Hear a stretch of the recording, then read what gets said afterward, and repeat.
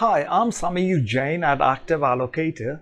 This is a good time to understand what's going on in the UK. With Britain now set to leave the EU, folks are of course understandably worried about Brexit.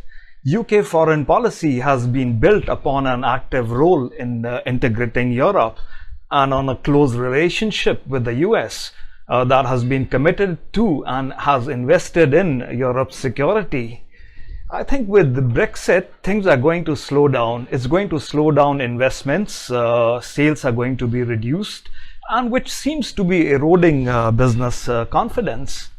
And the white collar and the upper income group who will benefit from EU integration are more liberal and optimistic. And this seems to be at odds with the blue collar and the mass population that is in general discontented with the loss of sovereign power. And they're also pissed with immigration. For them, the issue of identity plays a much stronger role in shaping attitudes towards the EU. And even for those who are pro-integration, there's a lot of confusion with some supporting status quo, others advocating that the EU should get more powers, and still others in between asking for the EU to return power to member states.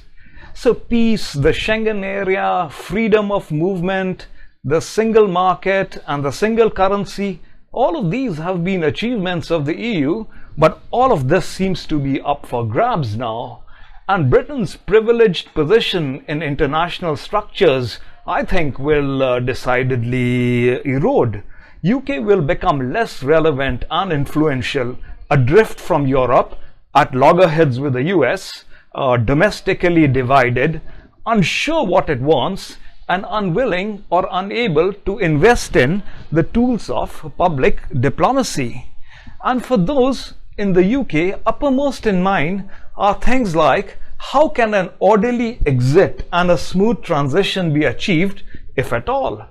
Whether it can maintain its constitutional integrity and minimize economic dislocation, whether it can build a new partnership with the EU and key member states that maintains practical security and foreign policy cooperation.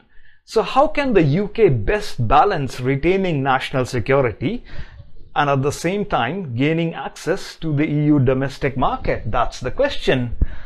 And since this island nation has always been outward directed, if it is willing to invest the resources or develop the vision that's needed to remold its foreign policy for life outside the bloc, that seems to be the question. And it's my view that Britain will become more insular and distracted. And by that I mean domestic issues, healthcare, education, infrastructure, productivity, technological transformation, all of this may take a second seat. I'm in London, and London is one of the world's most interconnected financial sectors. It's hosted globally significant exchanges and clearing houses that require very specialized regulation. And I think that the UK regulatory system is a global public group, and it's a designation that implies far-reaching spillovers if the system is inadequate.